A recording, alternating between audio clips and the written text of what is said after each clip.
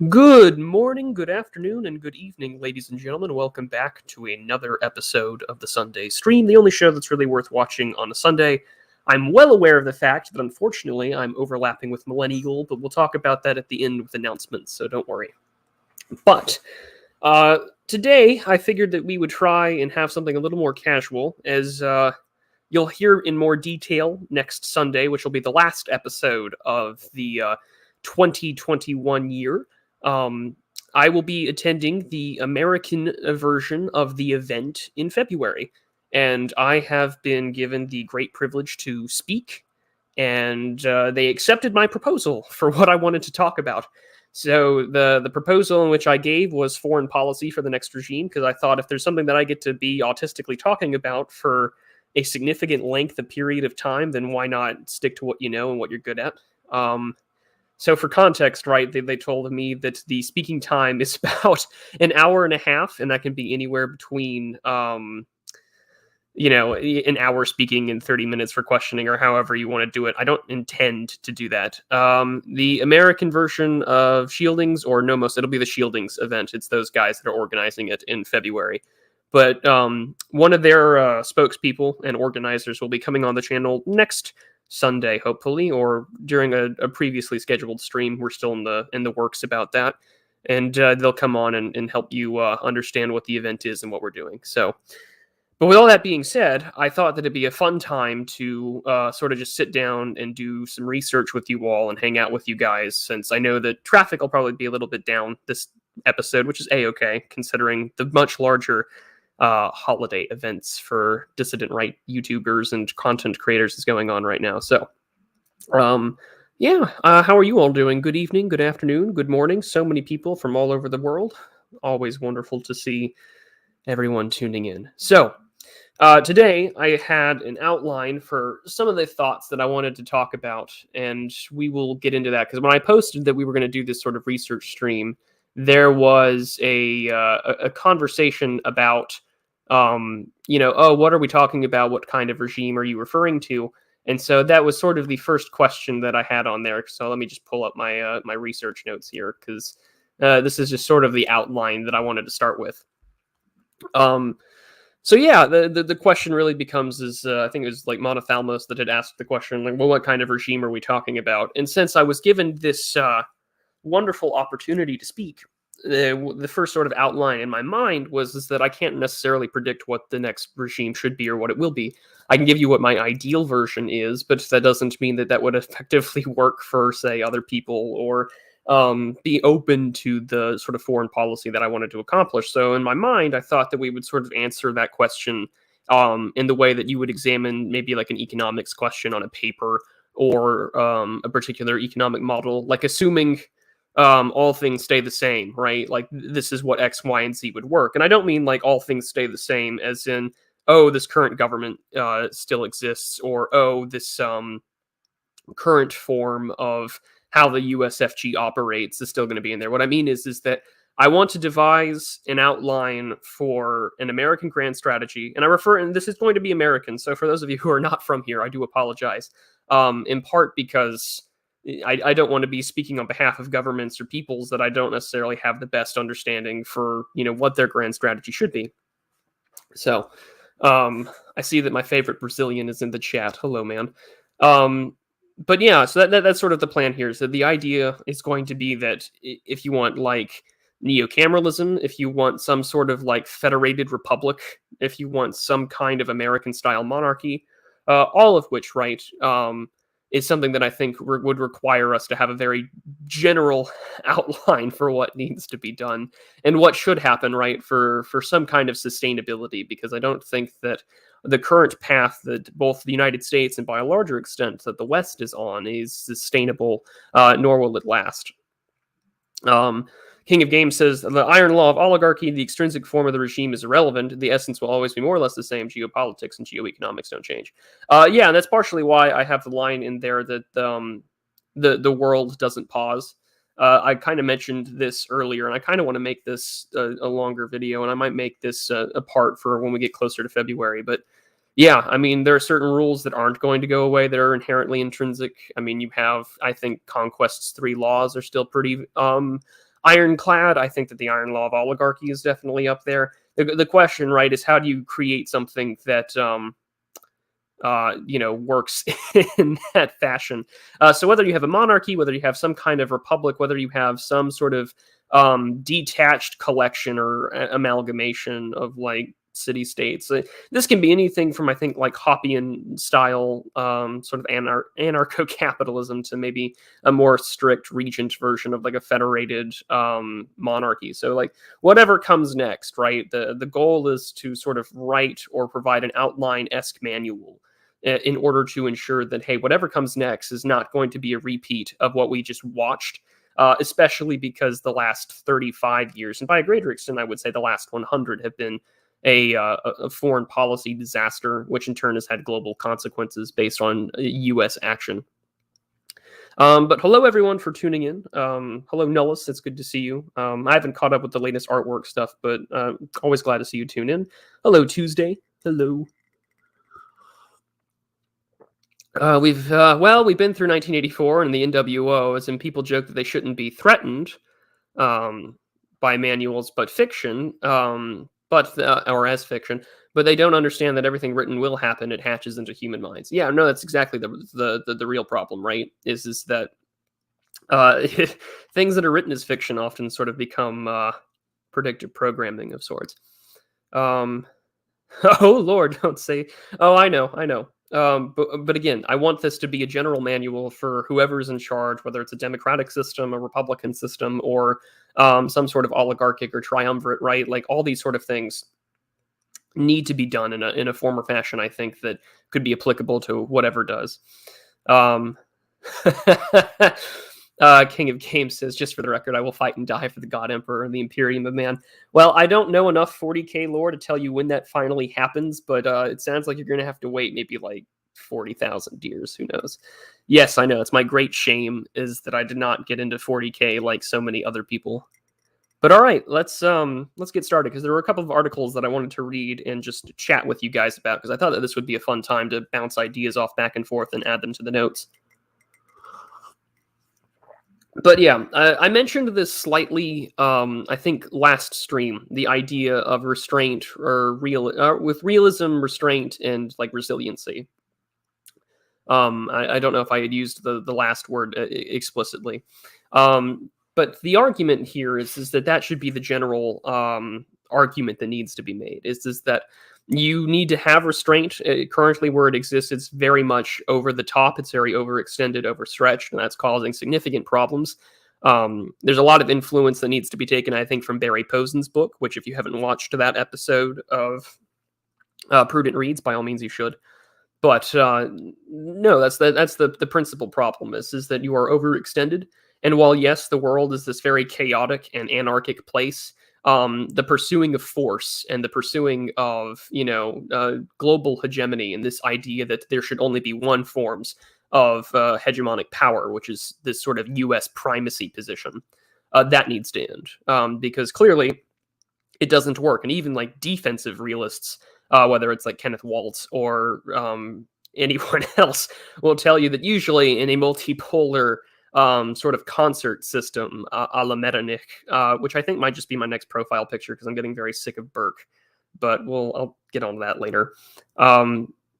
That requires you, in turn, to have a greater understanding of why is it more effective when there's a balance of power? Well, clearly you can edge each other out. You can balance it out. Secondly, it's because this allows you to not generate alliances or certain powers that will work with one another in order to ensure that they wish to topple you, right? Like there is if there's one thing that like is listed as quote unquote American grand strategy, right? It's sort of this George Friedman-esque idea that it is to ensure that a coalition of states or a coalition of economies cannot directly challenge the U.S. directly, right? But like, okay, that clearly exists. That clearly hasn't panned out the way that sort of the American foreign policy establishment, along with its myriad of think tanks, wants to discuss or wants to have happen, and that's already taken place. So these issues, right, have already put us in a very awkward position, which is why I think restraint is necessary. Because, and your avenue to make sure that everyone has this appropriate American check and balance ensures more or less that it's not going to work out. Like, you will inevitably be overextended. You are relying on allies that are buck passing, right? They're more reliant on the American taxpayer than anything else. All of which puts it in a very like difficult position for any kind of empire, right? Which all nations inevitably kind of pursue empire or a means to be defended from an empire. These things are sort of part and parcel under like the realist framework, is that there's no global sovereign. Because there's no global sovereign, like, states have to focus on survival. States focus on survival either through offensive or defensive means. And when they have the capacity to be offensive, they will usually work unilaterally in order to secure said state interests. Or if they don't have the means to do it on their own, right, they'll work within collaboration of states, formulate alliances, trade organizations, in order to ensure that you have the opportunity to put yourself out there in order to succeed and survive. Juge asks, what do you think about the place of cultural state in the next regime? It seems the trend that Russia and China are following in alliance with Dugin's fourth political theory. Well, I can't say that I'm necessarily surprised, right, that the Russians are sort of following through with what Dugin has been suggesting. He sort of kind of wrote the book on what non-US aligned states should be doing in 1995, right? In Foundations of Geopolitics, which if you can get yourself a hold of even like a roughly translated English copy, because that's all that I have it on my computer, it's definitely worth a read, because there's things in there that the Russia hysteria sort of talked about like in 2015, 2016, and throughout that entire administration, right? Is that focus on key anti-Western alliances, try and reintegrate yourself more into Europe through economic means, particularly through natural resources, and take advantage of like the current situation in America's cultural battle, which is mainly, progressed on demographics, and turn up the heat on, say, like white-black historical racial animus, which, of course, right, I mean, a lot of that's taking place, but I don't even think that's necessarily a Russian, policy that they managed to accomplish or pull off. Because what did we know that came out of 2016 and 2015, right? Is that they had some shitty boomer memes on Facebook and like a few people clicked on it, but that's it, right? And that's the problem. Someone is saying that I'm going to be like Kissinger. Well, at least that means I get to live forever. Oh. Much needed cup of coffee. I'm still terribly congested. I apologize. So, what I do have on here, though, is that the regime and its kinds, that's sort of the first thing that we talked about, is that as long as we win, right, like this is the manual that I want to give. If you decide to rule as a king, if you decide to have a foreign ministry, if you decide to have like a State Department, it does not matter. I want this to be a manual that should effectively keep the American state in this sort of rebirth, right-wing sort of perspective to function, and also not be nearly as paused to where sort of the idea of the American action is we turn into, what's called the big gay, that I don't want to have happen. Preferably, I would like to see things like a return to the gold standard. I think that fiat currency has been a disaster. We've been off of it more or less, and we moved from things like with silver and such. I mean, this goes back to all during the time of the People's Pottage. And then, I mean, of course, it gets worse, right, with Bretton Woods and Nixon shock. But that's a conversation I would probably need to have in more detail with Radlib. How is Kissinger still alive, for F's sakes? Well, when you make powerful deals with non-human, supernatural, non-corporeal entities in order to ensure that your vision for statecraft is still being practiced like 50 years after you left office, yeah, that's what needs to happen. What is the regime stance on the EU or any permutation thereof approximating a Holy Roman Empire 2.0? Well, we're going to try our best to be realistic. If the EU is, I mean, I would assume that the EU is still going to be around for some time. And with the idea of restraint, that you would probably want to have better diplomatic ties and economic ties than you would necessarily to be in this sort of absolutist my way or the highway, because it's become abundantly clear, right, since the 1980s to now, that by we, I mean the American foreign policy establishment, which I am not a part of, has more or less sold themselves up the river to China without a paddle. And we made them first most preferred nation status with the World Trade Organization. They own a good chunk of our debts. That we've been putting a lot of things towards that direction. It has been significantly difficult in its own right to make yourself like an empire solely as an empire with American primacy in mind. You would need alliances, you would need coalitions. I mean, technically, the U.S. still has coalitions today, right? Like we have the North Atlantic Treaty Organization. We do have the Organization of American States, which is this sort of all both North and South American countries come together and we have conversations and talk about diplomacy and sort of like continental goals, which of course there are leftist South and Central American presidents that kind of want to move away from that direction and would like to not be under the American influence so much, right? Which requires a significant degree of rapprochement because historically the United States has not been very kind to South and Central America over the last 120 years, right? That's what it is. But so that's I'm gonna share screen to something else here real quick, and this will be a good idea to talk about what are we looking at, and what is the regime looking at. So, as I had mentioned, I think in a conversation on Telegram, I like reading these. These are the global trends from the Director of National Intelligence Office, and these guys try their best to predict what on earth is going to be the sort of global trends that the United States has to look at in the next couple of decades. So these usually come out around the beginning of every new administration. And they always move it out for a couple of decades onwards. So we're looking at Global Trends 2040, a more contested world. So let's take a look at what we're talking about here. Let's see. What do we want to talk about today? Let's see. Demographics and human development, environment, economics, technology, emerging dynamics. Let's see here. Oh, scenarios for 2040. We're going to have to read that section. 110, Renaissance of Democracies. Oh, boy. 66, emerging dynamics, societal dissolution, informed and divided, tensions, turbulence, and transformation, international. Let's go to 90. And let's start there, because that's more internationally oriented. Okay, where are we?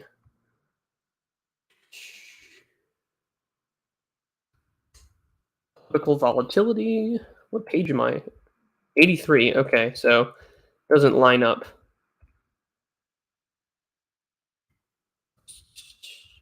There we go. Emerging dynamics. International. More contested, uncertain, and conflict prone. So key takeaways, we'll read this together. During the next 2 decades, power in the international system will evolve to include a broader set of sources and features with expanding technological, network, and information power complementing the more traditional military, economic, and cultural soft power. No single state is positioned to dominate across all regions or domains, opening the door for a broader range of actors to advance their interests. The United States and China will have the greatest influence on global dynamics, supporting competing visions of the international system and governance that reflect the core interests and ideologies. This rivalry will affect most domains, straining and in some cases reshaping existing alliances, international organizations, and the norms and the rules that have underpinned the international order. In this more competitive global environment, the risk of interstate conflict is likely to rise because of advances in technology and the expanding range of targets. New frontiers for conflict, and a greater variety of actors, more difficult deterrence, and the weakening lack of treaties and norms on acceptable use. So I think that they're a little late, right, when it comes to the issue of, the idea of these two competing visions or that China having a significant influence. I think we're seeing a lot of that take place now, especially when we're talking about the instances of global trade, right? Especially when we talk about, from like 1988 to 2018, we can put up that famous GIF about global trading partners and China becoming sort of number one throughout most of the world, whereas prior to that, the United States is not going to necessarily be an issue. Polish ambassador says treaties, laughs in Ukrainian. Well, here's the funny thing about that, right? When we talk about like the Budapest Memorandum, which was sort of this idea to promise Ukrainian sovereignty and defense in case of anything were to happen while Ukraine relinquishes its nuclear weapons, is that when that took place, George H.W. Bush had said something along the lines of that, this isn't a treaty, it's not going to get passed by the Senate, this is more of just empty words. And boy, did it ever be empty words. Let's see. Steve says, do they ever consider that trying to enforce our norms on everyone might be likely to cause conflict? Probably. I mean, I don't think that as dumb as some of the people are that run things, right? The midwit is the ultimate counter-revolutionary, as the European conservative says. I don't think that they're not fully unaware. And I do think, right, that they're somewhat aware of the fact that these issues are prone for conflict. But of course, this does raise the interesting question. Does the American government, under its current format, right, when we talk about the sort of universalizing of liberalism, right, which is what we are, right? This is a liberal hegemonic state. And does that constitute a civilizational state? Or is this trying to be a explicitly sort of American policy? Is this trying to be an explicitly, if we're all the same, then we don't need to worry about that? All of which is perfect. And that's the real problem. They're the woke version of Liberty Prime, and they couldn't stop even if they meant to. Yeah, probably. And that's sort of where we're at, is that I do think that from an ideological perspective of this idea of human rights, democracy, girls' schools, more women and minorities in STEM, I think that sort of constitutes this very perverse version of what like the American civilizational state is, and that's where we're at.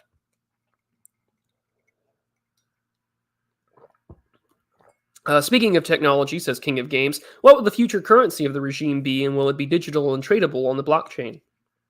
I know that there's been a lot of conversation between like Janet Yellen and like various people within the Treasury in the current administration about having some sort of American-backed digital coin. I know that earlier, I think a few years back, I want to say 2019, that Zuckerberg tried to get a cryptocurrency in. That's the issue. So I wouldn't be surprised if that does come in the near future, especially right as more and more generations that were raised without the internet sort of begin to die off. That everyone has a phone, everyone has this portable tracking device that they carry in their pocket at all times. So yeah, no, I wouldn't be surprised at all if we start having some sort of Fed coin, as Skelly Priest says. But let's keep reading. Let's see what these people have for the international system. All right, sources of power. Alrighty, this is a neat little graph. So we have economic, technology, human capital, resiliency. I wonder what that means. Network power, military power, which all are sources of current power. Changing constellation of powerful actors. So you have regional powers, non-state actors, which are already ridiculously powerful as it is. The EU, India, Russia, I like how they're secondary to like the whole US-China divide. But, I mean, they're very much integrated.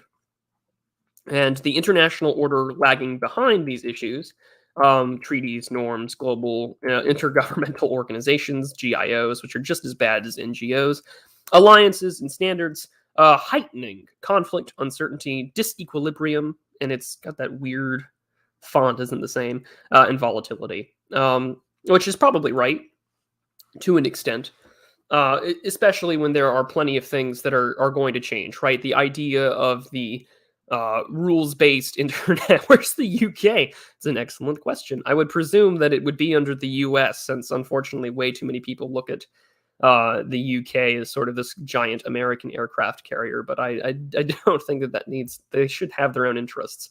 In the same way that I think France needs to be included, especially because France wishes to assert more international power. But we'll read on because let's see.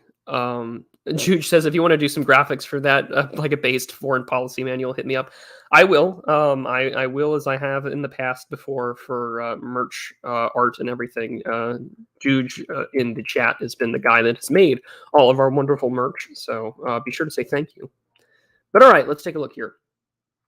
These power dynamics are more likely to produce volatile and confrontational geopolitical environment, reshape multilateralism, and widen the gap between transnational challenges and cooperative arrangements to address them. Alrighty, so the first paragraph goes, during the next 2 decades, the intensity of competition for global influence is likely to reach its highest level since the Cold War. No single state is likely to be positioned to dominate across all regions or domains, and a broader range of actors will compete to advance their ideologies, goals, and interests. Expanding technological, network, and information power will complement more traditional military, economic, and soft power aspects in the international system. These power elements, which will be more accessible to a broader range of actors, are likely to be concentrated among leaders that develop these technologies. These power dynamics are likely to produce a more volatile and confrontational geopolitical environment, reshape multilateralism, and widen the gap between transnational challenges and cooperative arrangements to address them. Rival powers will jockey to shape global norms, rules, and institutions. The United States, along with its long-standing allies in China, will have the greatest influence on global dynamics, supporting competing visions of the international system and governance that will reflect its core interests and ideologies. Their rivalry will affect most domains, and straining some, in other cases, reshaping existing alliances and the international organizations that have underpinned the international order for decades. So I would argue that that's a pretty fair assessment, at least in the very. Not sure this chart illustrates things that well. Yeah, no, I don't think so. But no, I think that that's a fairly accurate argument to make, at least that in the case of, yeah, the international system will change. It's going to be more multilateral, but I don't know how likely the current regime is prepared for that, because as we've recently seen on this channel, we talked about Dr. Mitra's questions in regards to the issue of Taiwan, or more recently, there have been questions asked about the cost of conflict for, say, Ukraine, all of which sort of outlines that there's this sort of long-standing aspect of like American hubris that is still there within the foreign policy establishment. It's not 1995 anymore. It's not in a position where you can look at the global stage and be, simultaneously aware that you're in a position to exert power, but at the same time you're also aware of what's coming. And I find that really interesting here, because we have this foreign policy establishment that exists out of the current regime that is going to get wrecked if it were decided to go in conflict with sort of traditional state actors in a kinetic conflict. But at the same time, its own documentations. Again, this is from the Office of the Director of National Intelligence. These are very public. You can look up like the last. I think this has been going on for, I want to say, since the 90s, if not a little older than that. But like global trends have been a thing for decades now, and you can read them. They've been hit or miss. Let's see. Chat says, and I cannot pronounce your name, good sir, but I'm going to read your comment anyway. And maybe if someone can give me a phonetic pronunciation, I'll just share it on screen. The current regime can't even run a hegemony. They'll get wrecked in a multipolar world. Probably, which is all the more reason why I would like to offer an alternative manual. And I'll be talking about it more in depth at February's event. So it'll be all the more exciting.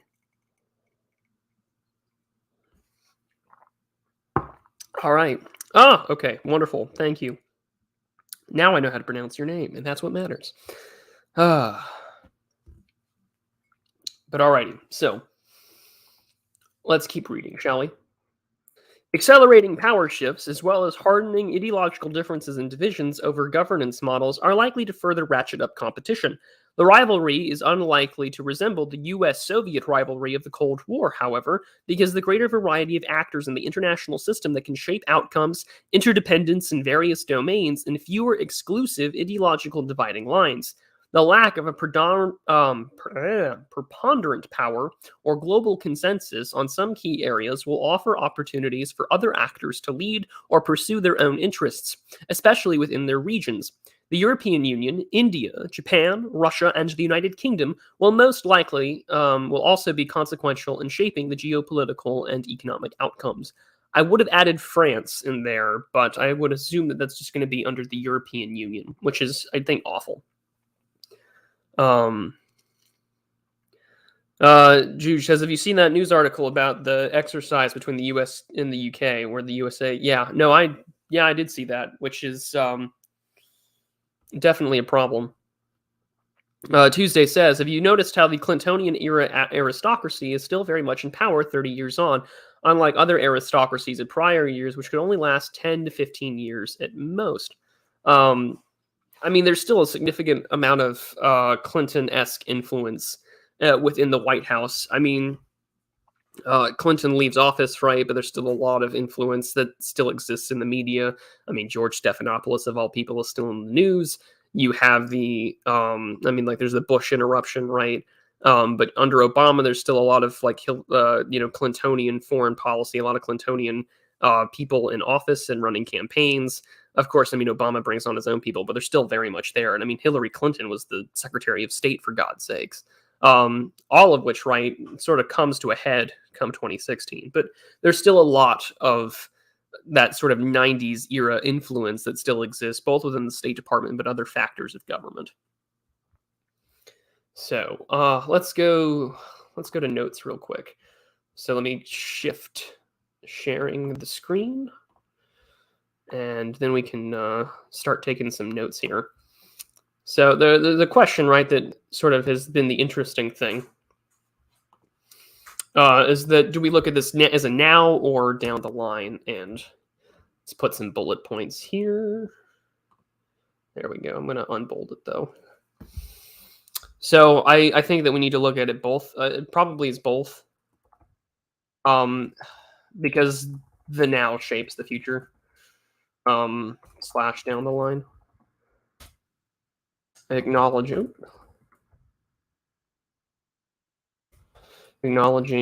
current faults in regime FOPO, foreign policy, allows us to course correct. Seeing future trends as predicted by regime allows us to offer alternatives. Yeah, I don't consider him to be that much of an interruption. Clinton was very. I would agree with that Tuesday. But I mean, interruption in terms of just Gore didn't get the spot, and remember that during the 2000 election, it was Bush that was campaigning against nation building, which of course is sort of like the most dreaded of all ironies out of electoral American politics, I think. Alrighty, so let's continue. Okay, so let's keep going from what we were talking about.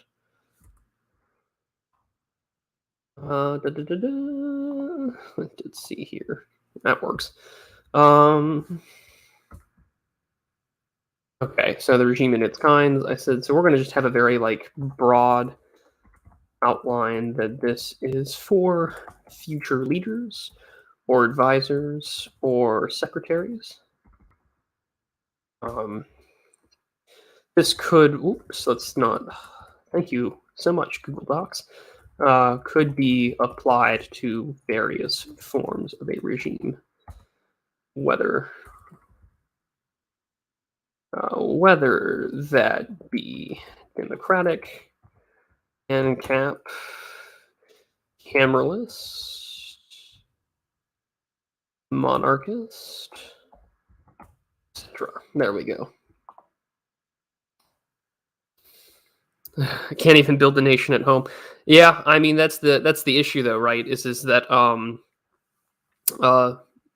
can't even build. That was from popular argumentation from the libertarian right and the left right, where it was talking about or the left in general, where it was talking about how the United States shouldn't be should invade itself and rebuild its bridges, roads, and schools. And in fact, I kind of remember saying that in a congressional high school debate about that issue. It was very fun. So yeah, no, and do nation building there. Yeah, no, that's definitely something that is the grand irony of it all. But let's take a look here. There were some other comments up here that were interesting.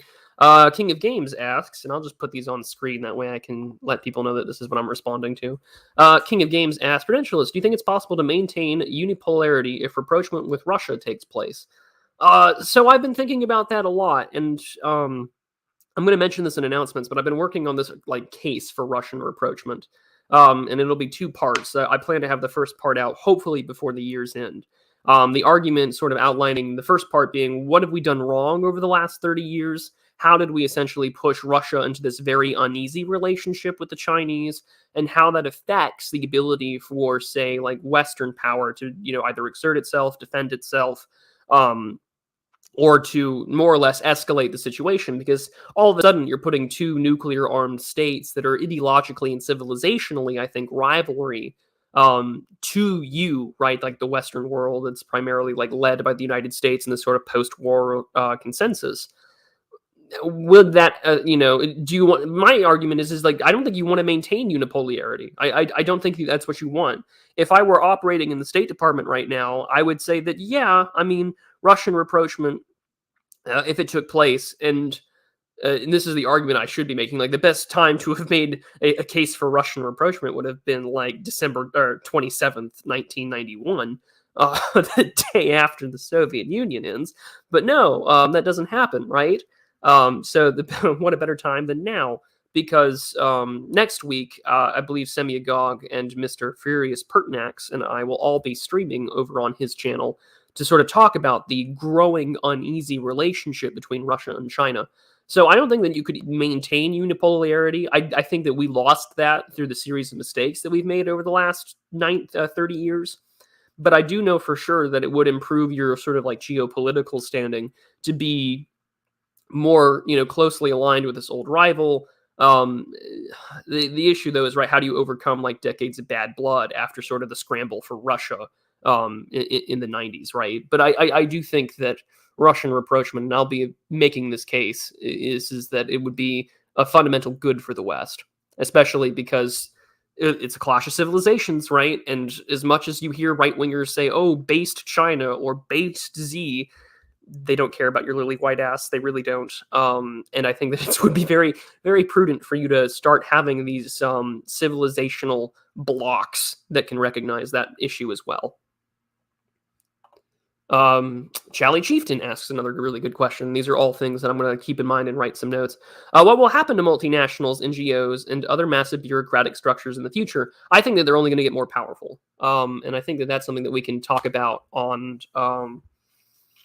the sort of these predictions, right? So let's do that real quick, and we can mention them on here. So NGOs, NIOs, national, intergovernmental, or non, corporations, like they're all going to get more powerful, unless there's like a significant crackdown, which is why I partially might see like the European Union as this effective counterbalance that exists, especially because they've been very adamant on sort of these like regulations, primarily under the lens of, say, like like consumer protection. And I do think that that would give you a very strong avenue to maybe push back, because a couple of years ago, I listened to this really good speech. Actually, it was several years ago. It was back in college when I did speech and debate. But he was comparing the foreign policy traditional definitions of a state. So like the American definition, the UN definition, and some, like, I think Amnesty International's definition, right? And he was comparing them to like massive corporations like Amazon, like Google, Google especially. Is just like, these are the things that exist. These are the ways in which they can levy taxes and levy defense, and how they're pretty much, 80% of the ad revenue on the internet, all of which plays this role wherein they can effectively control information. They can control what access to certain facts the government has, all of which, right, puts them, I think, on a certain playing field that is somewhat comparable to a state actor. They can't engage, excuse me, they can't engage in like a military sense, right? But they can engage with, say, like shutting down service, blocking things out in certain countries. And I'm sure if they were paid enough money, or if they got like sort of that race to the bottom that we see when like states and cities try to give like the best tax break to Amazon to like set up a headquarters, that they would probably, whoever races to the bottom, right? Whoever offers the most data of their citizenry over to Amazon or Google, then okay, we'll play ball, and we'll make sure that they don't have access to these services today. So I think that they're only going to get way more powerful in the future, unless there's sort of a reckoning. And I do think that whenever the next regime comes, right, you have to shut that down. That has to stop. And I'm going to write that actually on the notes.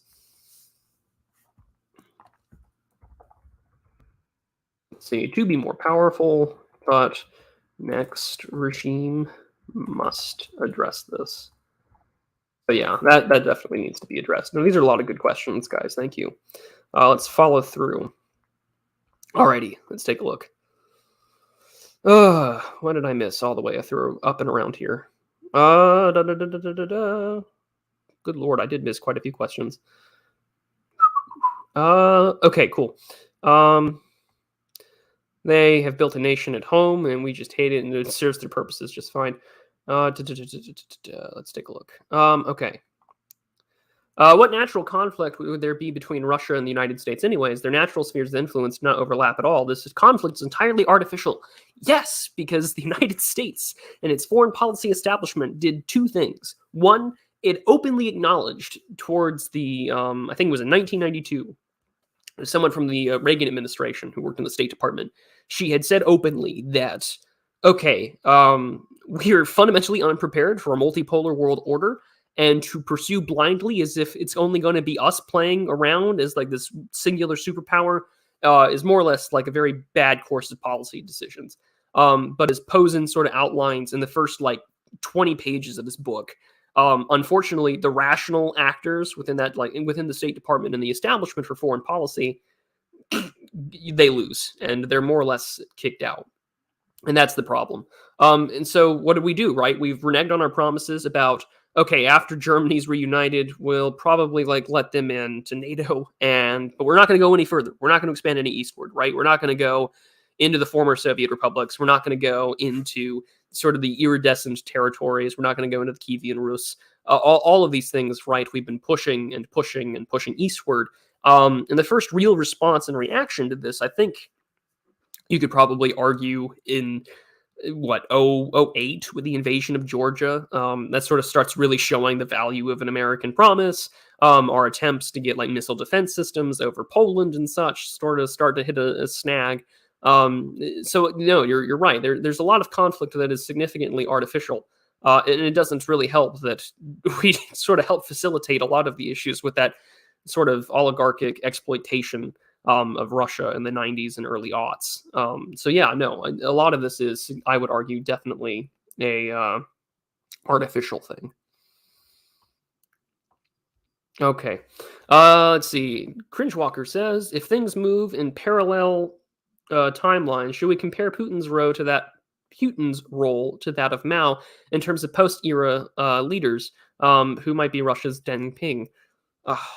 I don't know. That's a good question that I don't have an immediate answer off the top of my head. So I don't think I could give you an answer just right here in terms of parallel timelines. Because if you're going to make the comparison that he's got a role similar to that of Mao, right, the argument would be that Russia's just undergone a very bloody civil war for the last couple of decades, right? So, I mean, the other question that you would want to ask is who's Russia's Chiang Kai-shek? But who might be Russia's Deng Ping? I would need to know more about Russia's like innermost circle, and also who are some of the bigger players in terms of what we call the oligarchy. That would be a good stream topic for a future time, is just taking a look at sort of the inner workings of Russian government. And I know I have a few Russian followers and subscribers and such, so I might bring them on. But let's see. Nullis makes an interesting counterpoint. He says, Russian rapprochement is technically unnecessary for the U.S. It is much more necessary for the EU in particular, and particularly Germany. Yes, I agree, but the U.S. doesn't want that to ever happen. Well, the U.S. kind of caused it to happen, in part because the U.S. stopped using its most like effective resource for keeping them in line, which is energy, right? Especially under the Biden administration, which is why you saw for like 8 months Darren Beatty just tweeting about Nord Stream 2. Russia has been well known for the establishment of natural resources being a very primary way to engage in foreign policy. So, yeah, no, you're right on the instance that this is more beneficial for the EU. But in terms of like the idea of great power politics, China still remains an issue. The world doesn't pause, as I have it on there, and having sort of that block I think with Russia would help in the long run. But yeah, no, let's see what else has been going on. Herlock Schlons or Schlons. Will other countries leave the European Union? I don't think so. I don't. That I the Brexit has been the best example to tell other countries don't do it, because the UK got hit like a battered wife, and the French are primarily responsible for this. That's why you see some certain animus when it comes to Brexit and the French. That no, I think that that's been a perfect example, because Brexit happened, and then there was talks about other countries leaving, right? Other countries having like their own version of Brexit to take place, and this sort of nationalist tendency, I think, over the course of when the referendum took place and when they finally officially left the European Union.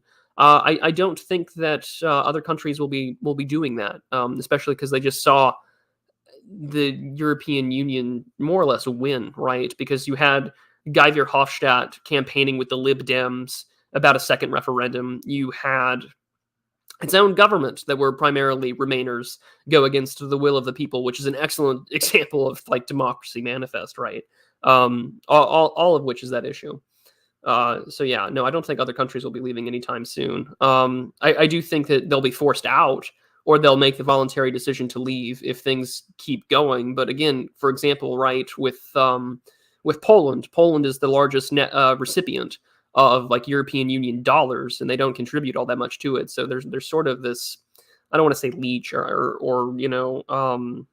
a mooch or anything like that, but I mean they are the largest recipient despite not having much of a contribution to the EU in terms of tax dollars and revenue. So it would depend on the financial situation, I think.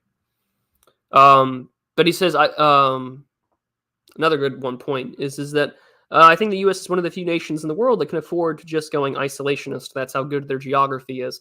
I have mixed feelings about this, because like there's the American aspect of this sort of old American right that was also like a very progressive position as well.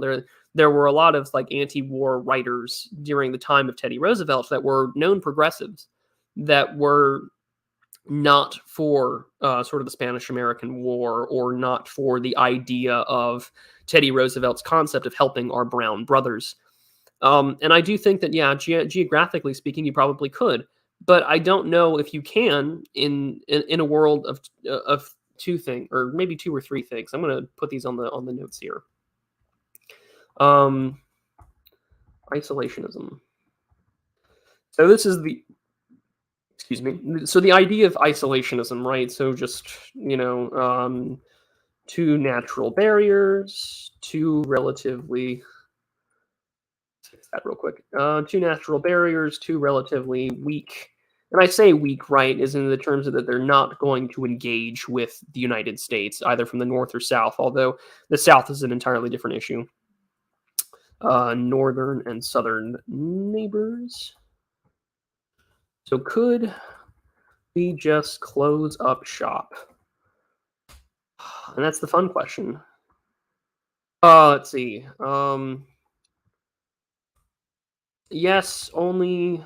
I think you could, only if you were entirely self-sufficient in key infrastructure. So by key infrastructure, I mean things like information technology, energy production, which the U.S. can be, workforce, and sustainable, sustainable birth rate and replacement rates. And then I would also throw in probably the brain power. So the ability to have a well-educated and technical workforce, which I don't think we can currently have right now. But no, that's a good case to make. But I do think that unless you get to achieve those things without interdependency or dependency, because dependency is just another word for power, that you're probably not going to get that, right? And these are things that I think would need to be addressed. And I'll offer that as a potential option. Like you can be isolationist, but in my viewpoint, in a world that is increasingly interconnected, the ability for information technology and social media and this whole metaverse bullshit. Because even if we like, unless we go full Butlerian jihad when we take over, right? Like that stuff's still going to be around whether we like it or not. Because I'm sure there are practical uses for those kinds of technologies, whether it's practicing for surgery or educational purposes. But um, unless these things are achieved, I don't think that you can go back to that old 1910s America of not engaging with the world. But who knows? I could be wrong, and I've admitted that in the past. I'm definitely behind here on the on the chat comments here. But Jedi Knight Anakin Cringewalker for $5. Thank you so much. It's 2023. Based Jew wins France. What does the EU look like in a relation between a right France and a center left Germany? Well, that becomes the question: is how powerful is Scholz going to be if he's still in power at that time as Chancellor of Germany within his sort of center left internationalist government that has been focusing on Russian rapprochement. Although I don't know how much that's going to be happening with the Nord Stream 2 pipeline because they recently pulled the stops on its approval after the Lukashenko threatening to shut off oil to travel down to the European Union. But then secondly, Baerbock, I think is her name, the leader of the Greens, is apparently going to get a job within like the foreign ministry, which is terrifying to think about. Because the Greens have historically not been very pro-Russia, and at least not very pro-Nord Stream 2. But I'm sure that might have to overcome as that government tries to manage its own coalitions. But keep in mind that even under Macron, right, let's say that Zemmour wins. Even under Macron, there's been this sort of push for a more international France, calling for an increase in military expenditures and things like that. That would really start to set the stage, I think, for this ongoing battle that has been happening behind the scenes that we saw mainly between Merkel and Macron over the issue of who should be the dominant leader or influence over the European Union, right? All of these things are things to keep in mind, but I don't know. It would be a balance over who really who has the significant more influence. Does Zemmour start working closer with Eastern and Central Europe over the issue of immigration and start taking in a tighter control and start trying to pressure the European, Council and Parliament and things? Who knows? Or is he going to get sidetracked and sidelined in the same way that, like, after Boris magically got sick in early 2020, that he lost any sort of national energy that, they had him being compared to Trump all the time? So who knows? But I do think that if he wins, the table is really set over who has control of the EU and also what the state of the German economy looks like. But let's catch up here. I'm gonna miss a few things. But yeah. So on to some other notes, right? Let's see here. German foreign policy is ran by the chancellor. The foreign minister is traditionally very weak in Germany, and a babbling fool like Baerbock likely won't be an exception. Okay, well that's good to know. So maybe Germany's not completely screwed. So maybe Scholz can have some.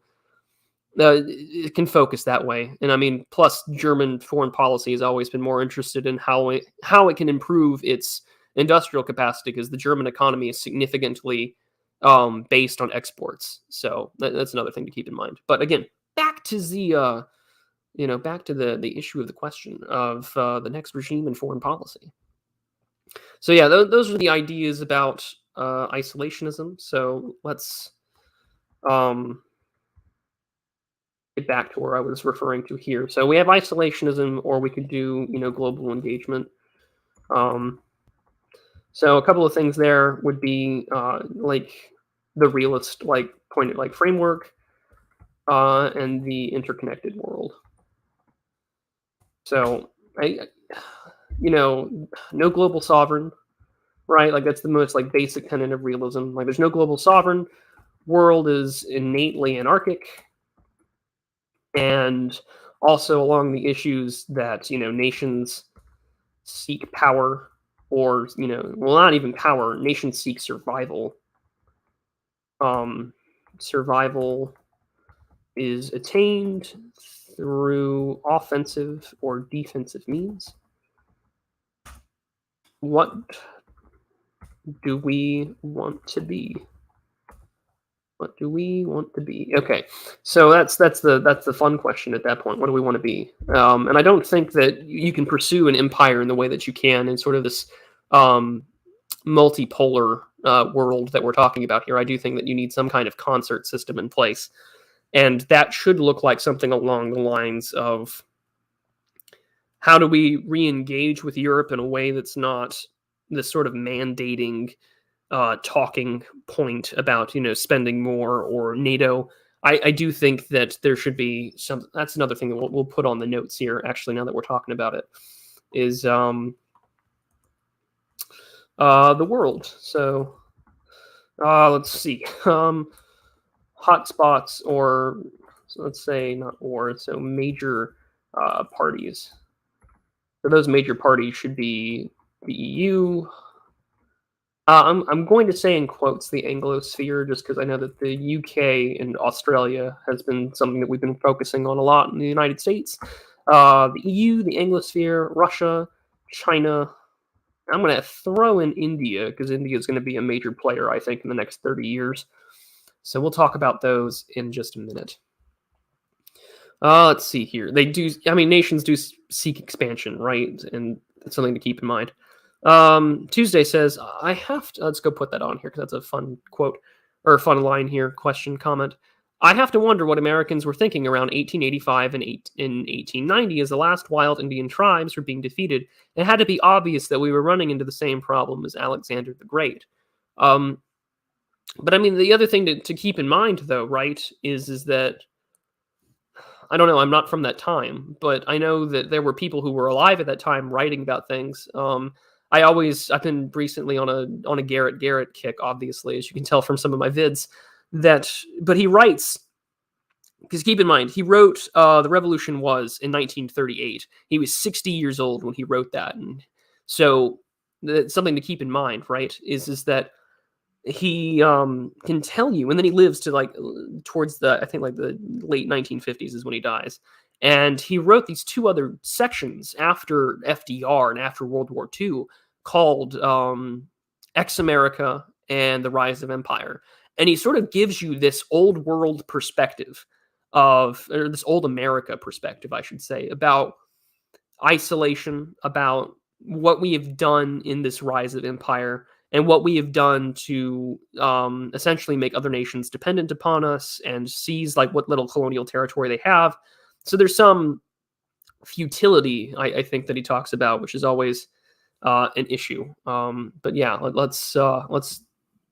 I think it's something to keep in mind. Let's see here. Speaking of Alexander, where does Iran fit into all of this? Dominate the Middle East after the Americans get wrecked? Again, that sort of raises the question of what are we, that's another thing to throw on here is the Middle East. Okay, so I can't mention the Middle East without the wonderful book by, Mearsheimer and I believe Meyer. Actually, before I even tell you the authors' names, look it up real quick. Yep, Stephen Walt and John J. Mearsheimer. So some of my favorite writers. Addressing this lobby. Which somewhere in 2022, we're going to be talking about this in more detail. I think Radlib and I have been in conversation about talking about this book because we are both reading it, and it should make for a fun conversation. But yeah, the question over the Middle East becomes is how much influence do we still allow a certain country in that region to have influence? Which is why we're going to have to address that question, whether I like it or not, in the speech as well as in these writings. So yeah, I mean, you do have a natural regional hegemon, which Steve points out is Iran, but at the same time, right, the other question, and we're going to put that back on the notes too, and we're going to scroll up and actually talk about that, is that's actually a really good question. What policies do we keep, if at all? That's the principal question that we're going to have to address here. because the real fun question is going to be, trade. Or let's unbold that so it's just nicer looking. Trade agreements, military alliances, aid, etc. Significant reshuffle / allocation of funding. Also, the other thing, right, that we need to throw up on there is going to be rage. Rage, retire all government employees. That'll be another thing that we'll have to talk about too. Let's see here. Oh, I didn't know that actually. Vaza, I didn't know. Robert Jervis passed away earlier on the 9th. I didn't take his Cold War. I didn't know that. That's a damn shame. I've heard of him. I know that he talked extensively on the history of the Cold War and had intimate knowledge, but no, I didn't know he died. Well, that sucks. But let's see here. Let's go through. Let's see. Politeia, it says, the Middle East historically tends to be divided between an Anatolian-based power, a power based on the Iranian plateau, controlling Mesopotamia, and occasionally Egypt. No, that's pretty valid. I mean, the question does become what happens with Turkey in the next 10 to 15 years. So we know from the coup attempt in 2015, right, wherein the leader of said coup is based in the United States. And of course, there's been nothing but lament from, say, both the Americans and the European Union, whether you're, Ursula von Leyen or anyone else that complains about human rights abuses, cracking down on demonstrators and opposition parties, or even women's education, on top of the fact, right, that Turkey has been fighting sort of this ethnic civil war / cleansing for what, 70, maybe 70, 60, 50 years.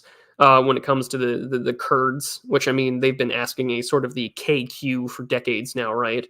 Which has been a big thorn in their side when we talk about supporting the Kurds in the Middle East, whether it's the idea of, an independent Kurdistan or even just giving them money and arms during the fight against, the Islamic State or Daesh or whatever you want to call it.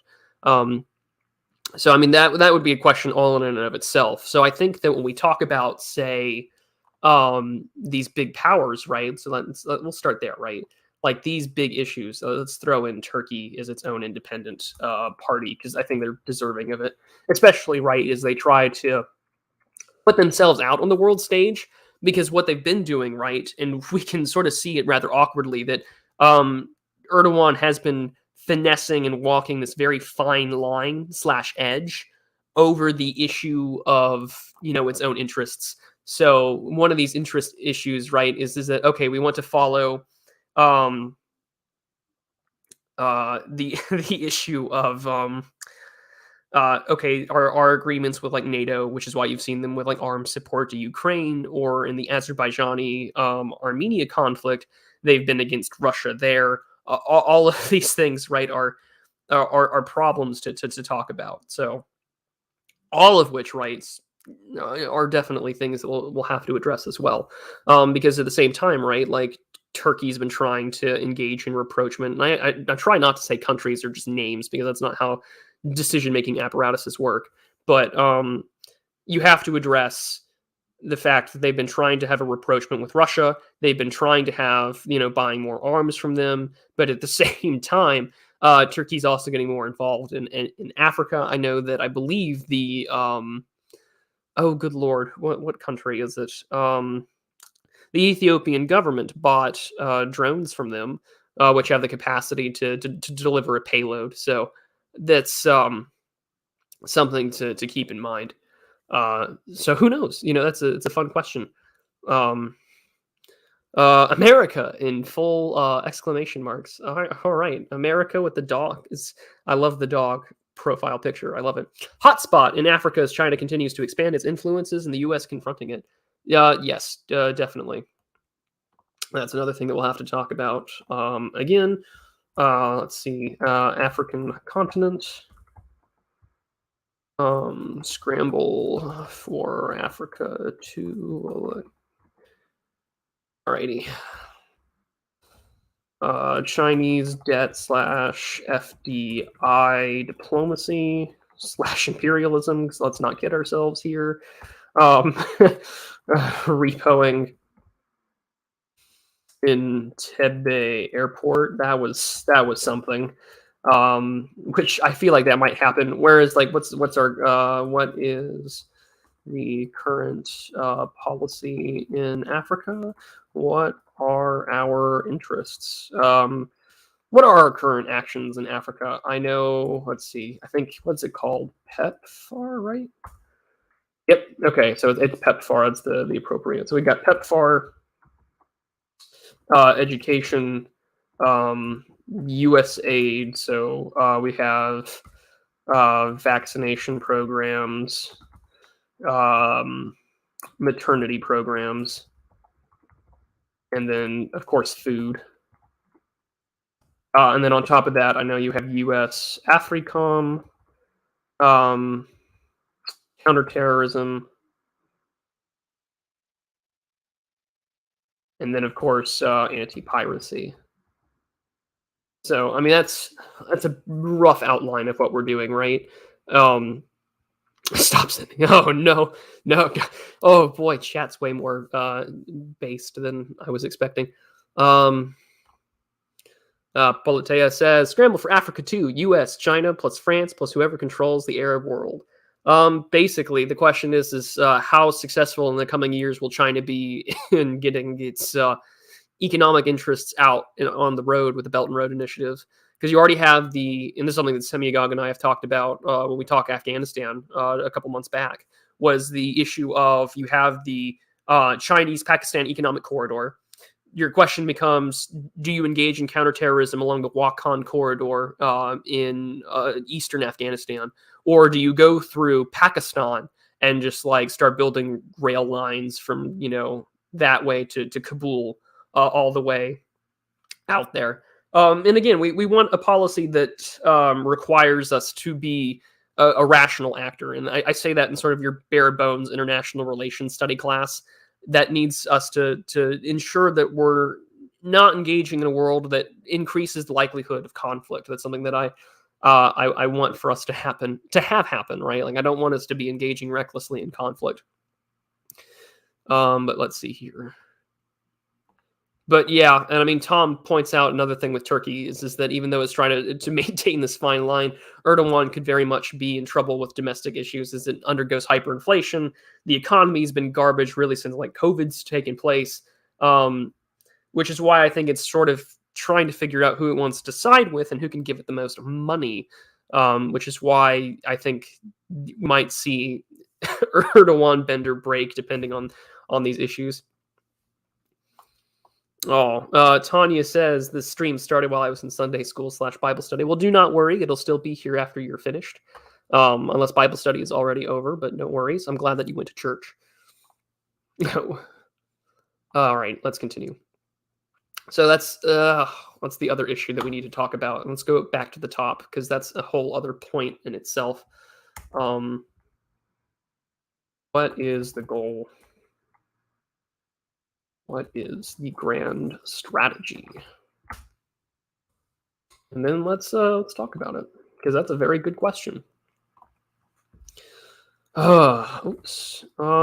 Avoidance of kinetic conflict to mitigate civilizational clashes through broad alliances and economic relationships, domestic manufacturing, and tech sectors.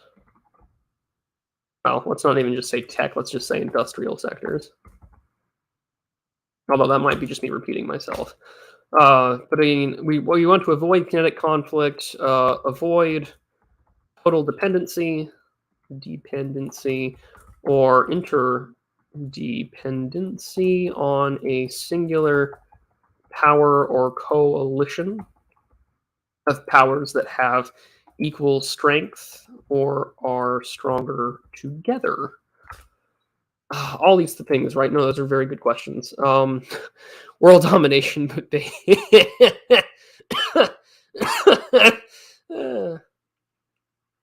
Oh, that's great. Uh, um, I mean, yes, we. That's the thing, right? Prude is making the most based Hearts of Iron. I should probably stream that one of these days. I've actually never played Hearts of Iron 4, but I I probably should just for the shits and grins, shouldn't I? Could we see a reshoring of industry? That should be one of the most first goals of any new regime. I don't care if you're a monarchist or if you want to like change who has the franchise, or if you want to have like 1,000 neo-cameralist states inside of the United States with like DC primarily operating as like the national defense and foreign policy that encourages like greater economic investment in these like neo-cameralist city states. I don't care. But whoever takes charge, whether you're Caesar or Alexander, whoever you're going to be 2.0 of, you would need to have the reshoring of industry. Because again, you cannot have yourself entirely economically dependent upon anyone else. Let's see. Balatea says grand strategy equals world domination, but base stage and GS for everyone. And after we conquered China, well, I mean, immigration policy should just be let the cute baddies in and let no one else out. But we're trying to be serious here. Let's see here. Someone had asked me a very fun question. I want to get you on the record. What is your new regime stance on Constantinople? It will be Constantinople, and my entire life's work should not stop until liturgy is heard and the Hagia Sophia once again. That's my policy. That's my position. It will be Constantinople once more. Alrighty, let's take a look here. Radlib Discord, we occasionally play Hearts of Iron, so come join. Sure, you can DM me, Cringewalker. But okay, let's continue. I'm trying to let's get some actual seriousness done. So there was an article that came out last year that I thought would be a fun read. So let's share that and talk about it there, because I've got time, and you're all here, so we all have time. So this came out from the Wall Street Journal, and this was a year ago. This is from Daniel Yergin, and I'm not particularly sure. I've heard his name here somewhere, but I'm not too sure where. Anyways, this is from the Wall Street Journal last September in 2020. The new geopolitics of energy. Power is shifting away from longtime oil giants like Russia and Saudi Arabia to innovators like China and maybe the US. I'm already not too hard to believe that. I mean, the world still operates as a petrostate, but let's continue. 2 years ago, the CEO of a Middle Eastern oil company stopped in Washington, D.C., and on his way home from a visit to Silicon Valley.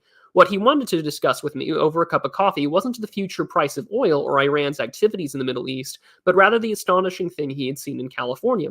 I couldn't believe the number of Teslas, he had said. They are everywhere. What he had saw in those electric cars was a looming transition in the decades ahead that could shift the world away from using oil, natural gas, and coal. The transition will have an enormous global economic impact, but will also bring about major changes on the map to global power. China is poised to be the big winner. Russia and the Middle Eastern oil exporters are big losers. The US is likely to fall somewhere in between. Okay, so back to notes, because there's a lot to talk about there. Share screen, Chrome tab. Alrighty, cool. So that's another issue, right? Is energy policy. So let's do that next. Energy policy. Let's see. Unbold. The U.S. has the capacity to be self-sufficient / energy independent. We were for quite some time under the Trump administration. Domestic production of oil and natural gas, very viable. Nuclear power is a yes. I'm okay with hydro and geothermal power as investments. This allows less sway and impact from ME states, because the last thing that we need, right, is to still have OPEC and the Saudis having that issue. Bolero says cars should be powered by mini nuclear reactors. Someone has been playing a little too much Fallout. Let's take a look here. Tom Nguyen says the problem with Kanzuk is the alliance is too far away, and more than half of the members are super woke, with both New Zealand and Australia completely in the hand of China already. Yeah, I mean, if there's one thing that Furious Pertinax has been talking to me about, and others, has just been the sheer amount of influence that China has within both of those countries. I mean, to a point now where even like the Five Eyes agreement has been shaken up pretty badly, in part because New Zealand is wanting to share more information with them. And then Ardern has to take like a really hard step back when talking about the issues of human rights abuses and things like that, because she still has to be like the lib stuff as well. So yeah, I mean, there are issues with like that sort of Anglospheric alliance, which is why I think that you have recently seen it be more focused on the United States, the UK, and Australia more so than anything else. Because as much as there has been, the purchasing of domestic property and real estate from the Chinese and Australia, like there's the state itself recognizes the issue about survival and its own foreign policies. There's things to keep in mind. Alrighty, let's move along. New Zealand is pretty much too far gone to care about. Yeah, I agree.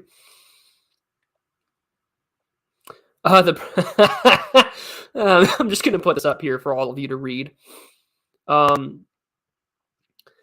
pretty funny. But okay. Tom Nguyen points out agriculture policies, the fertilizer hit record price and countries are borrowing their exports.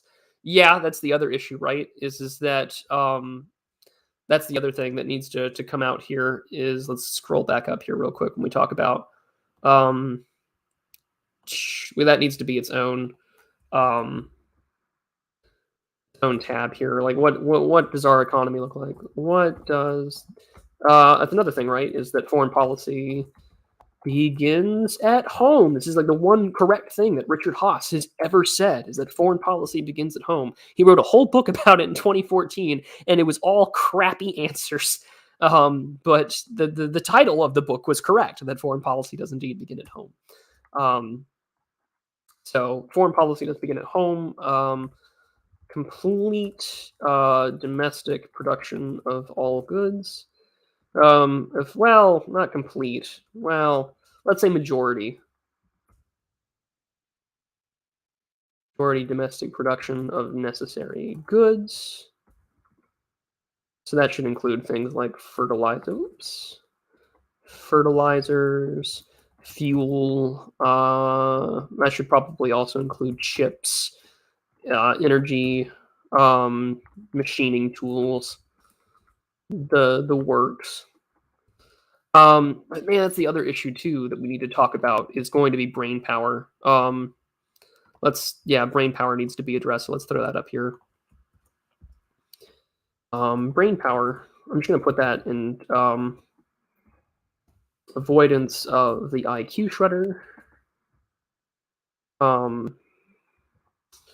Brain drain is a real concern. It's a real problem, and affects international development.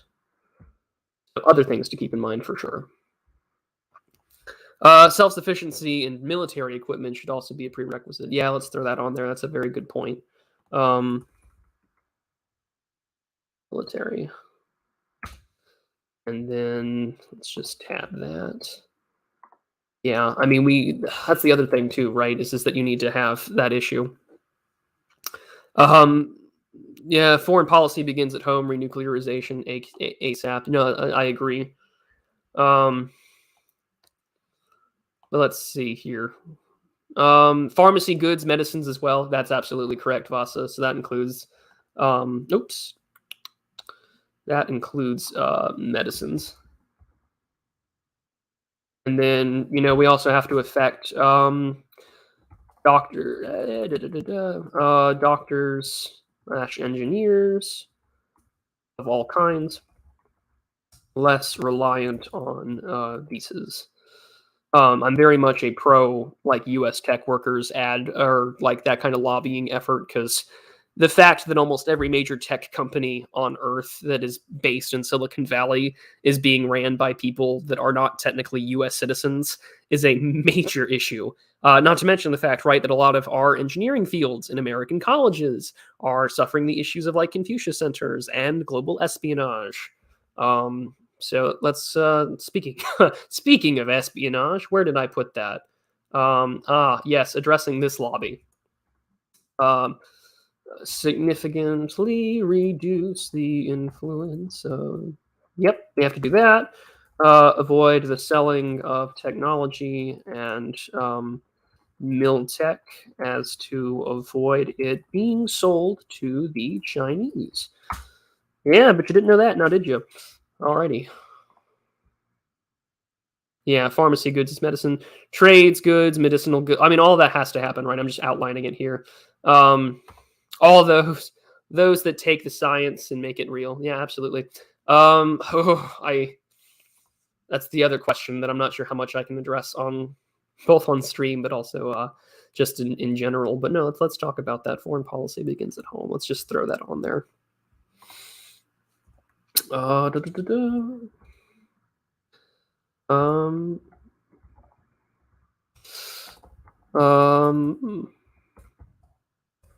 that needs to happen now. The other issue should probably be something along the lines of visa-based, stuff. So I have like tougher screening on student visas. That probably also needs to be considered. But again, that could be its own issue there. Let's take a look here, though. There's some fun questions that are always being asked. Nullis asks, thoughts on Japan starting to assert a more robust foreign policy with its stance on Taiwan and its relationship to China. I know that Japan has been wanting to more or less put that out there on themselves, I think really since the Obama administration. I remember reading like a Foreign Affairs magazine article from like 2011 that was talking about the issue of, good God, that was like 10 years ago, about the issue of foreign policy. They don't want to be as reliant on the United States. They want to be more assertive of what they want to put out there, all of which, right, needs to put themselves to have a more competent military as well. And I mean, during Shinzo Abe's, administration as prime minister, he talked about trying to amend the constitution so you could actually have a standing army and actually have the capacity to be offensive. The fact that they are getting the Taiwanese semiconductor company to come on over to Japan and have all their operations established and running by 2025 says a lot about what they're doing. And I do think that it's good for them because they've been complaining that they're either A, too reliant on the Americans, and B, they feel like they can't rely on them to begin with, as America's influence goes in the direction of the world that it is. That's the other issue to consider as well, right? And I think that as they do it, their relationship with China is, of course, getting a little more antagonistic, but I mean, that's historical. There are centuries upon centuries of history between those two countries that illustrates historical, cultural, ethnic, intellectual, military antagonism. That probably will not go away as long as we're around. That doesn't mean, that it's going to go away anytime soon. I don't think it's that big of a problem. But yeah, so I mean, something that's probably going to keep happening. Let's see. Oh, I didn't know that. All right, King of Games says, Black Pigeon Speaks, Felix Rex, made a video in 2018 that Japan will be a superpower in that region and not China in the future. Thoughts? Does the new regime support this? So that's something that I am going to throw up on here when we talk about what we do support. So, where do we want to talk about this? So let's do this. What policies do we want? So that should be the other question, and that should be regional defense autonomy. So that should include Europe and etc. But yeah, no, I do find that stuff interesting. My question would be: can they be, Can they still be one with the current issues of like demographic decline, like they are at a negative replacement rate? And then what is that wonderful word that sort of describes um um there we go. That's the word I'm looking for. So, I mean, you also have a good chunk of the of what young populations that exist, which is what hikikomori, right? Is the word the severe form of social withdrawal? Basically, a bunch of Japanese neets. Um, so, I mean, that's the other thing that I would also consider. Nullis says George Friedman also speaks about Japan being a potential superpower. Yes, but George Friedman also wrote a book in the 1990s called The Coming War with Japan because everyone back then got on that hype train about Japan superpower now and they might, go to war with us. But yeah, Black Pigeon Speaks is also a Japanophile, so take that with what you will. Yeah, I mean, he is an expat. He does live there, but at the same time, he does live there. He understands the culture, the policy, their government. I wouldn't be surprised if he has something in mind. So Jedi Knight Anakin Cringewalker throws up this point. He says, given the demographic pyramid, I just don't see any Asian power maintaining superpower status. They are more likely to become dependent on immigration from India or something. I don't see Japan ever doing that. I really do not see that happening. As long as the current existing Japanese culture is still there, I do not see them ever starting to open up their borders. I really don't. And the American definition of Asian, not British. Okay. But even then, right, I don't. Japan probably won't do that. And then the issue, right, is that you also have a unique ethnic, racial sort of viewpoint of how everyone within that part of the world looks at each other. So I don't see that happening, or at least not for Japan. It could happen for other countries, but who knows? I'm not too positive on that.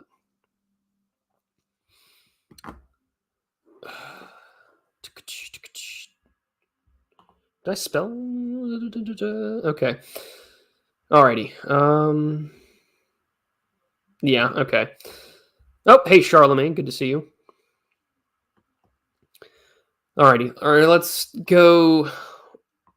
Oh, I put up. Let's go back to the energy question because the energy issue I think is important for us to address. But there's also, let's take a look. There are two issues that I kind of want to look at as we start or continue on before I start wrapping up around here, and that'll be the issue of energy, and then we'll also talk China. But let's start with China first because lo and behold, I do have an article from Foreign Affairs magazine that is always it's always fun to read.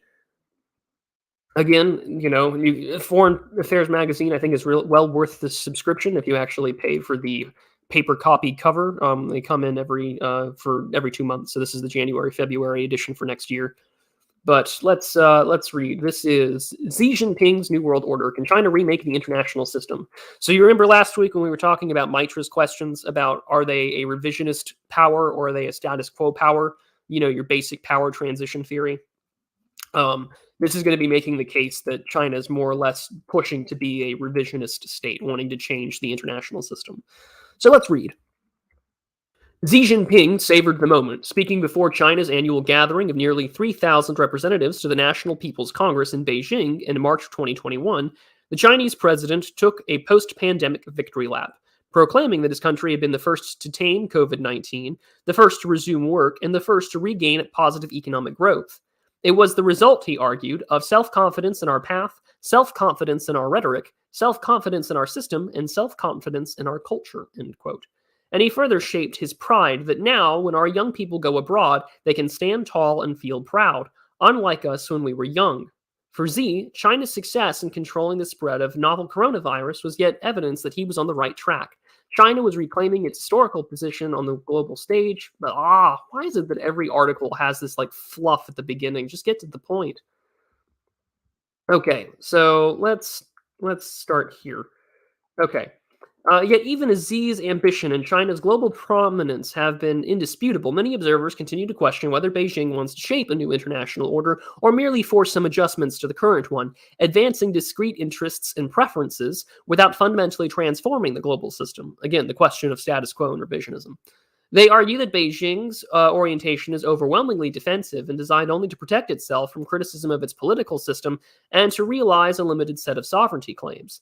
That view misses the scope, however, of Xi's vision. His understanding of the centrality of China signifies something more than ensuring that the relative weight of a country's voice or influence within the existing international system is adequately represented. It connotes a radically transformed international order. In Xi's vision, a unified and resurgent China would be on par with or would surpass the United States. China is a preeminent power in Asia, and its maritime domain has expanded to include control over contested areas in the East China and South China Seas.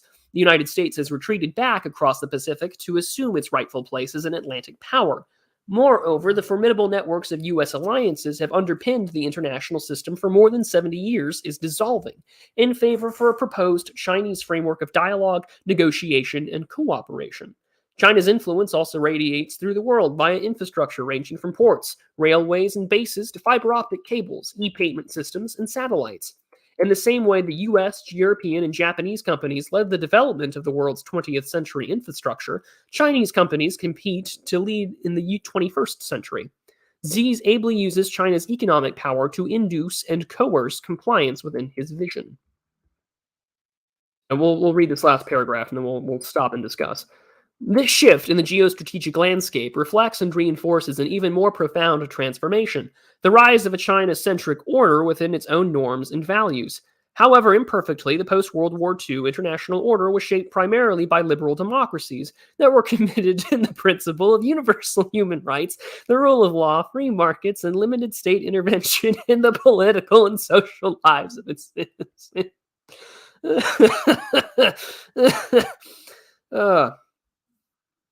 Oh, okay.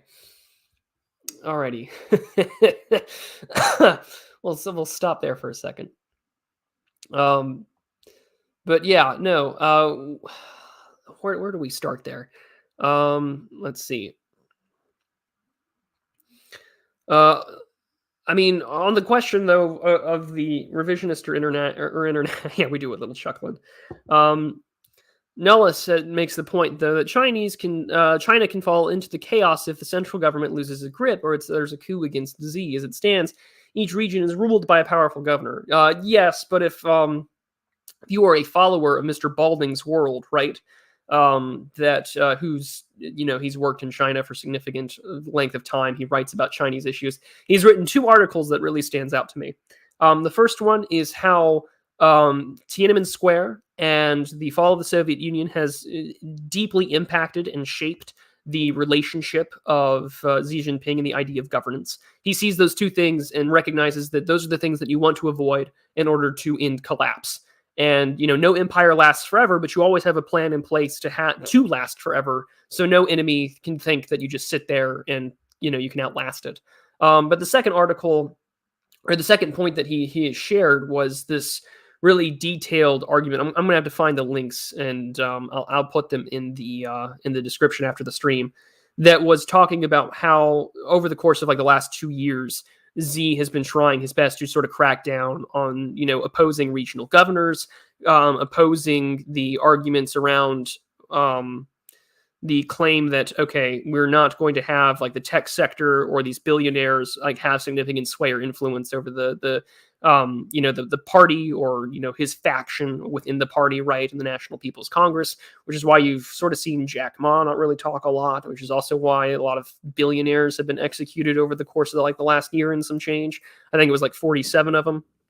So there's just a lot in place for us to consider. And so the big debate, though, that we have seen in sort of foreign policy circles in the United States is that, okay, do we cooperate, compete, or view them as a rival? And that's sort of been the 3 arguments there, which is why during the course of I want to say 2011 to 2015, there were just a ton of books that were about, when China rules the world, now that Xi is in power, what's going to happen next? All of these things are things to keep in mind.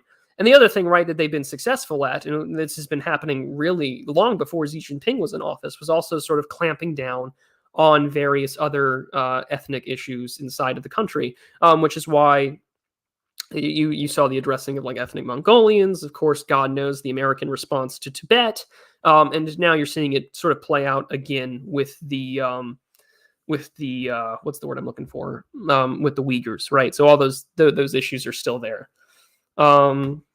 But Politea asks, why is demographic decline even a problem? Modern militaries don't require mass conscription. Industry is increasingly automized.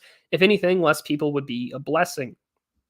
Okay, the question still becomes about the issue of culture, right? And the issue of what kind of state do we want to be? If we're going to engage in decline, right, or if we're not going to have replacement rates, and say we do get a moratorium, or there's just no more immigration whatsoever, okay, great. There's still the issues of like economies of scale. There's still, I think, the issue of or automated would be the word, not automized. But I mean, to me, I think that you want to address that issue because it does provide an essence of culture, at least in the United States, where it's far more in your face and uniquely a problem that I think Americans have to address in the same way I think the UK is going to have to start addressing it in the meantime, right? And unlike China, like the US does have much more lenient safety nets and things like that. But I mean, you can't look at a civilization that has like these problems of decline and birth. Like that's not a healthy civilization. It's not a healthy society. In the same way that like I think that Japan was also kind of slowly coming to terms with it with these like pro-natalist policies. And I mean, it's also our social safety nets that fuck it up too, right? Because this is why you'll get libertarians that will call certain things like Social Security a Ponzi scheme, which to an extent I agree. Because as Charlie happily points out, and it's because every economy is financed on the debt paid off by future generations, so they must be more productive to pay the debt, and less people may yield less production. And I mean, that's very much on point. And again, this has to be the issue of what's the word I'm looking for? Like, again, that's why you'll see a lot of social safety net issues being called a Ponzi scheme. But the other issue, right, with China, however, is that theirs is not nearly as beneficial as ours. They don't do that. And that does cause its own problems because, of course, there's a massive gender imbalance. There is already raging issues on droughts, blackouts, lack of coal production, increasing dependency on foreign energy like Russia. So really the question shouldn't be, even with Chinese, is it a status quo state or is it a revisionist state? The question becomes, is it more of a paper tiger that's, one harsh blow from the air to collapse, or is it, trying to redress these problems and maintain what it can do? In a way that you can kind of see that where like we're more dependent on the next generation to pay off debts or to contribute into the system. They're sort of being reliant upon this sort of finance imperialism in foreign countries, primarily with foreign direct investment in Africa. So that's something that we'll put on the notes here. So let's stop sharing real quick. Let's put that on camera real quick, or on share screen. So let's scroll down and put that on there. Okay, let's start with China.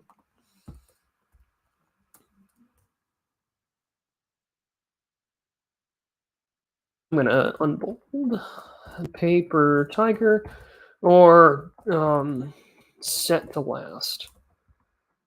How do we? I said we must determine. Let's see. Determine this now, but make a plan / strategy. For both, because I mean they're not going away, but at the same time there's definitely an impending demographics bubble. Oh, okay. Oh, doorknobs, I can answer you that question. So the idea of revisionist or status quo state, if you're unfamiliar with power transition theory, don't worry. So a status quo state is a nation state that wishes to seek power but wishes to preserve the international system that exists. So things like the WTO, this sort of market-oriented economy that's sort of a mixed economy where it relies on non-governmental organizations, international organizations, or intergovernmental organizations like the WTO and the IMF, which helps it to proceed and get its advance. A revisionist state, however, is someone that wants to change the status quo, wants to change its system. So maybe it doesn't want to just use these organizations to, pursue its own interests. Maybe it wants to change the system that way. The rules are played by the state's, own rules and its own game, in the same way that kind of the World Trade Organization or the United Nations for the longest time used to be sort of this American-oriented or Western-oriented, rules-based system of, we create the rules, this is how it's going to be. And now we're kind of seeing the Chinese play with more influence in that area. So that's what it means by revisionist state, is it wants to change the international system more so in its favor and change the infrastructure of it. Monothalmos asks me if I've seen Keith Woods' video, if China is still a communist country functionally. I have not, but I will probably watch it now for research purposes. So, things to keep in mind. But okay, I think that we've, for now, for an hour and 40 minutes, I think we've gotten to a good stopping point just to outline some of these biggest issues. And realizing that I'm given an hour and a half to speak and have more of a lot of time to actually address all these. So I think now the issue is going to be, what do we break down? What do we talk about? What are we going to discuss? Because, I have time. What I was thinking for February, because, again, this is going to be an actual presentation / speech given in February's event. And next week I'll have one of the event organizers on to sort of sell you the reason. And if you live in the United States, or if you have the capacity to travel, why you should come on down and do it and say hello to all the based people. But until then, I think that this will be definitely a PowerPoint-esque presentation. It'll definitely be a lengthy lecture, but it'll be hopefully engaging and productive. So yeah, let's see here. But now, like I said, very sad. Almost a 2-hour stream, no South America. Well, that'll be next Sunday. We will want to do that. So do not worry. South America is going to be addressed, because I'm thinking next week it'll probably be the issue of defense spending, South America, crime, drug policy, and then most likely we'll touch base on the Arctic as well, because those are like the big other 5 issues that I think need to be addressed, because you definitely need some kind of rapprochement of that issue as well. So yeah, no, all things to keep in mind. But let's see here. Colonel Crayon says, "Evening, Prudentialist. How are you doing?" I'm doing well, thank you. I'm listening in from the UK, writing a law essay, desperately trying to stay awake. Have you got any thoughts on the Ukraine-Russia situation? I think that the United States has probably been poking the bear on that issue. I don't, despite us putting arms, Polite had mentioned earlier in the chat that a lot of this feels artificial, that the U.S. is pushing this for ideological reasons and for sort of that American primacy reason, which of course is concerning. All of which puts us in a very precarious position. I don't think that the U.S. is going to engage in a kinetic conflict. There has been talk, however, underneath the behind the scenes about potentially offering the eastern half of Ukraine over to the Russians.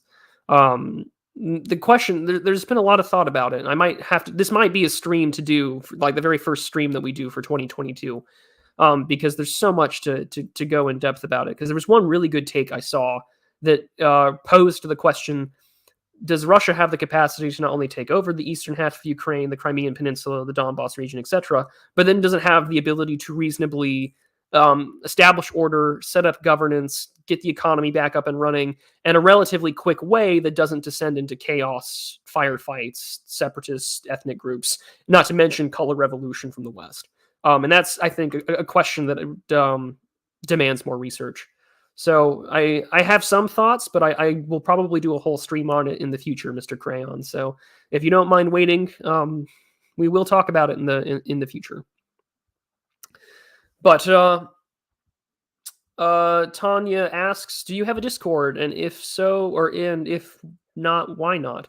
I do have a Discord, but it is for patrons and channel members. So if you go down to the link and find that wonderful way to support me and my channel via Subscribestar, you'll have access to the Discord link then.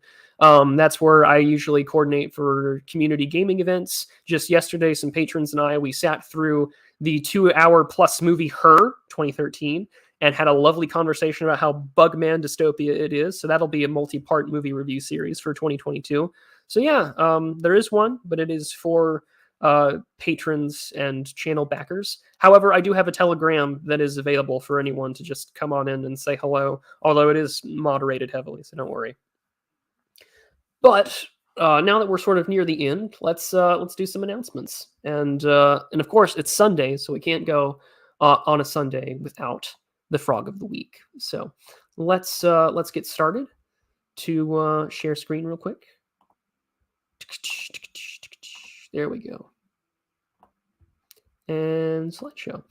Okay, so announcements. So like I had said earlier, that I was going to put out a video, but my voice has still been a little scratchy. So I'm going to re-record some sections, and I'll be working my way towards getting it out hopefully this week. So I've got 2 scripted videos, and then hopefully I plan to have the politics of masculinity issue.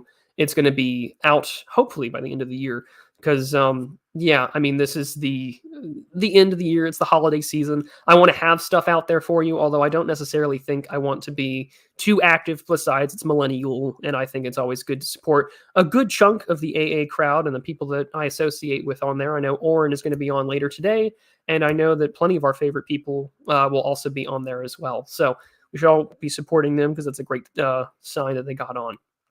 Anyways, as for announcements, like I said, new video out this week. I do plan to have part 1 of the Russian rapprochement case out before the end of the year. So that'll hopefully be out. Part 1 talking about sort of American mistakes as well.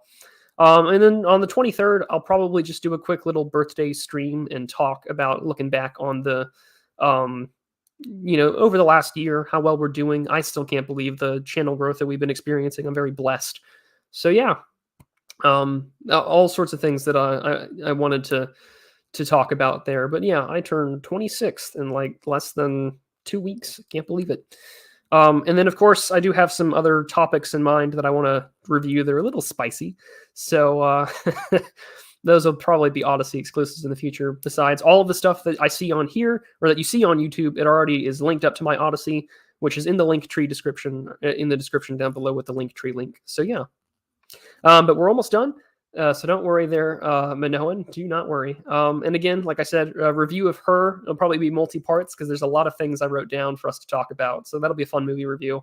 And the next Sunday will be the last episode of the Sunday stream for the year. After that, your Sundays should be with church and things like that, and your family, and enjoying the holidays and enjoying what you do.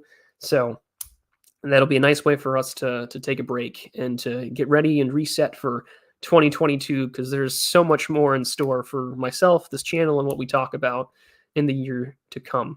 So thank you all, and let's get to our favorite part, shall we?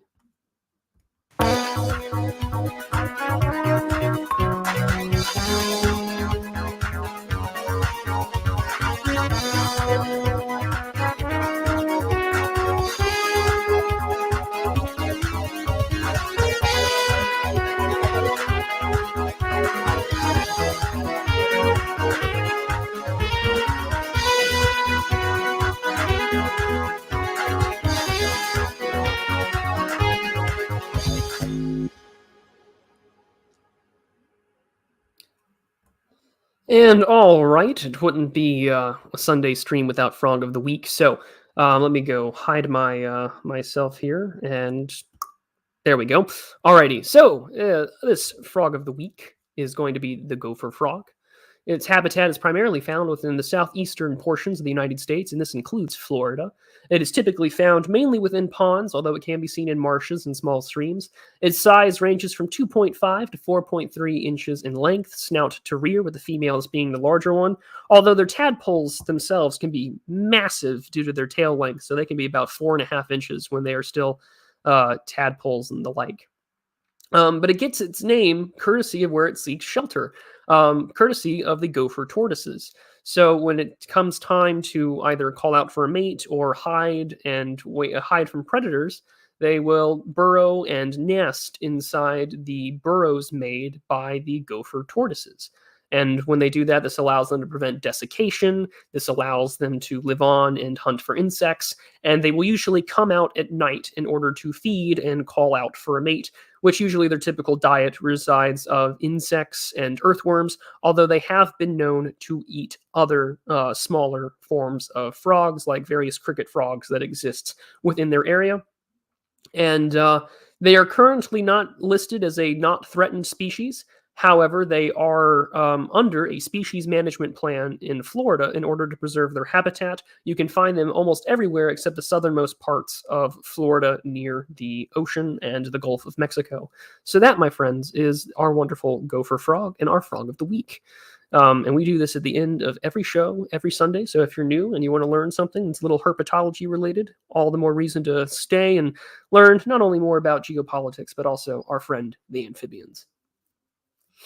So we'll hang out just for a few minutes and catching up with you all and shilling. Again, thank you to my top tier patrons who donate $20 or more a month on Subscribestar. Your guys' support and such always they help out in a lot of ways, in part because you guys pay for my anti-rejection medications. You guys help me make some payments on my medical bills, and you guys help me take care of my I do pay for a higher version of the StreamYards now, so I can have more people on and things like that. So you guys are very helpful. What about the influence of the frog lobby? I don't think the frog lobby is that large, unfortunately. That's the real problem now, isn't it? Tanya asks, what is this event? Yeah, so the event is this. So it's like the Shieldings event in the UK that happened in February earlier this year, and it's sort of a place for us to just talk about, ideas, give speeches, and network and communicate. So not everything that we do online stays explicitly online because there's a lot more that needs to take place on the ground, IRL, things like that. So it'll be a chance for us to meet up, network, discuss what we want to do, what our plans are, what our own projects to, survive this crazy world that we live in. It'll be a good way to do things. Jedi Knight Anakin Cringewalker says, Frog NFT win. Well, now you would have to take up with Juge and have a conversation with him, for he is the artist who has done all of the work. And in fact, that lovely Frog of the Week shirt you see on the right there is it's courtesy of him and all of the work that he does. So yeah. Jedi Anakin Cringewalker also tells Tanya to go. He did go to the UK event, and it was great fun getting smashed with your favorite intertube personalities. Well, I, for one, will not be getting smashed. I can't drink, but it will be a good time. Tanya, if you want to know more information about it, I know that they have their Shieldings website, so that's happening. But also next week, I will have them on in order for them to give you the pitch and to sell it. So there'll be more information next week as well. But I will probably give you some more details in a community post event thing in just a little bit. But yeah, I will be speaking. I know that Radlib will be speaking. I know that I think Turnip and Charlemagne are speaking, so pretty much virtually all of your favorite people will definitely be there. And I think I already know how I'm going to open. I will introduce myself, and if you don't know me, don't worry. You've probably confused my voice for like 4 other people in the room. But yeah. But I've been told that Philosophy Cat is about to start soon on Millennial, so if you're interested there, by all means, tune on over to Odyssey and head on down. But now I have to ask... Okay, Cringewalker's complaining about the EU, which I mean, all that. Charlemagne says, I think I'm speaking. I haven't heard from the organizer guy in a while. I had to email him, Charlemagne, just to ask, hey, when do you want to come on and support or advertise this and things like that? You gotta just email them and things like that, and poke their poke them for it. Otherwise, I don't know. But yeah. And then I know what Oren is on later today. I think it's 6 o'clock my time. So all plenty of stuff to go on and talk about on Millennial. So that's where I'll be watching a wonderful holiday event. So until then, I will see you all next Sunday. Hopefully there'll be more information available for you guys then. And you all take care and be prudent. And I'll see you all next time.